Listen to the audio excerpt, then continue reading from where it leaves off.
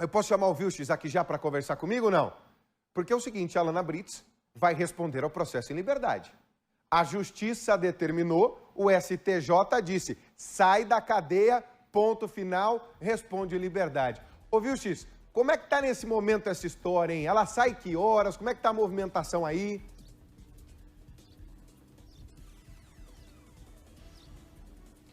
Todos imaginavam, Riva, que essa saída fosse imediata, porque afinal de contas, a sessão no Supremo Tribunal de Justiça que determinou essa soltura aconteceu ontem à tarde em Brasília. Por isso, desde que houve essa notícia pela decisão de que a Alana Britz responderia pelos 3 crimes que ela é acusada em liberdade, havia expectativa de soltura dela. Mas aí existe toda uma parte burocrática também. Brasília precisa comunicar à Justiça aqui de São José dos Pinhais, a comarca efetivamente onde está andando esse processo. E como o Fórum de São José dos Pinhais só abre, bom, 12h05, abriu agora há pouco. Então a juíza de lá vai tomar ciência de forma oficial do que aconteceu em Brasília ontem e a partir daí ela faz os trâmites considerados normais. O primeiro deles, comunicar à Secretaria de Segurança Pública para comunicar o Departamento Penitenciário de que aqui vai ter uma presa que tem autorização da Justiça para responder pelos crimes os quais ela é acusada em liberdade. Tem outro detalhe também, que a Justiça precisa se decidir os critérios que vão levar a Alana Britz a cumprir para que ela possa responder esses crimes em liberdade. Algumas medidas de restrição de liberdade, por exemplo, horário, local, não sair da comarca, são todas essas informações também que a Justiça de São José dos Pinhais vai repassar para os advogados de defesa de Alana Britz. Aí muita gente deve estar se perguntando, a gente vê as repercussões nas redes sociais, né, Riva, a respeito, por exemplo, como é que está a situação, por que ela está saindo, a injustiça que envolve o fato da Alana Britz estar respondendo em liberdade. E aí a gente lembra, né, Riva, a prisão de Alana Britz desde novembro do ano passado é uma prisão preventiva. Ela ainda não foi julgada de nada. Ela foi indiciada pela polícia e foi denunciada pelo Ministério Público. E a fase do processo agora aqui em São José dos Pinhais ainda se trata de saber quem vai para a júri popular entre os 7 réus denunciados pelo Ministério Público. Júri popular para responder por crime de homicídio. Um crime que a Alana Britz não é denunciada pelo Ministério Público.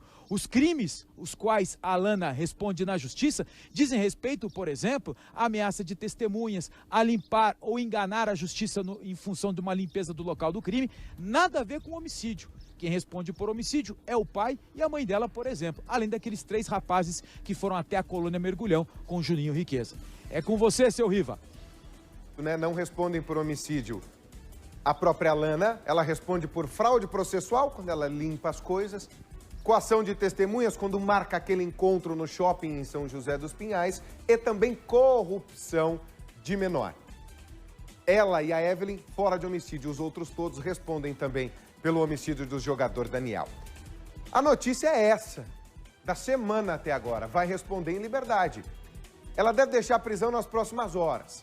E a gente preparou uma reportagem especial sobre isso, porque eu lembro você o seguinte, na semana que vem, começam os interrogatórios dos 7 réus na Justiça aqui em São José dos Pinhais. Roda.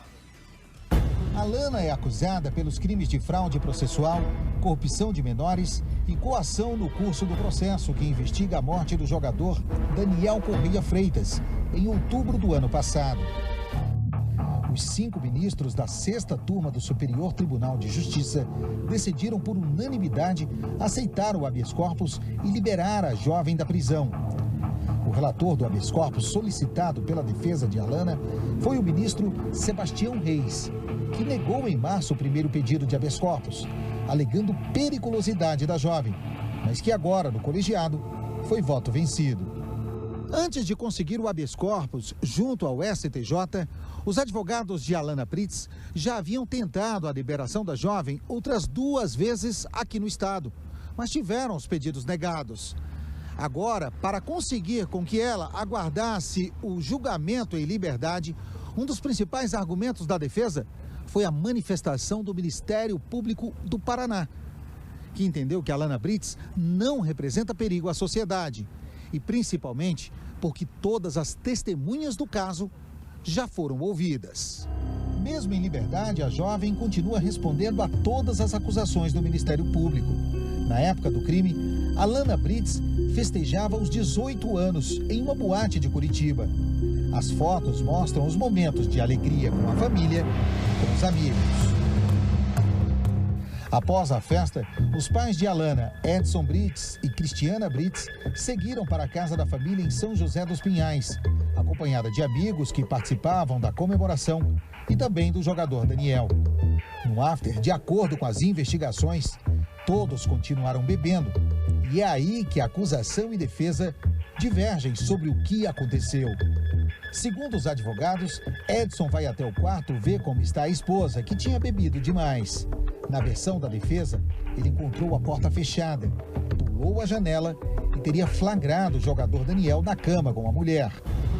Segundo ele, em depoimento, foi onde começou o espancamento do jogador. Edson e outros rapazes bateram em Daniel até ele ficar inconsciente. Ele foi arrastado do quarto até a garagem da casa. Lá o colocaram no porta-malas do carro. Junto com Edson, entraram no veículo Eduardo, Igor e David. Edson dirige por alguns quilômetros até chegar numa área rural. Lá, segundo os laudos da criminalística, Edson pega Daniel pelo tronco e antes mesmo de retirar ele inteiro do porta-malas, já corta a garganta do jogador com uma faca. Depois, o corpo é arrastado poucos metros dali.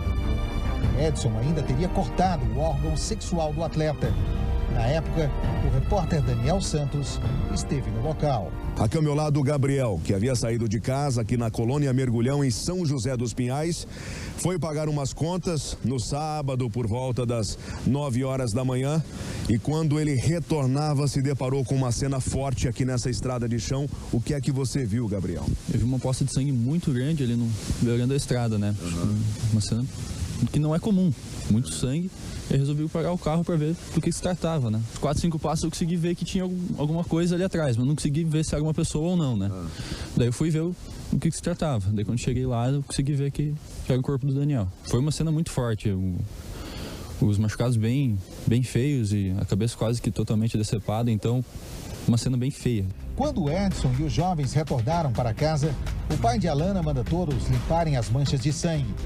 Segundo depoimentos, nesse momento, Edson teria contado como matou o jogador. No dia seguinte, a família se encontra com testemunhas em um shopping para combinar a versão que dariam à polícia.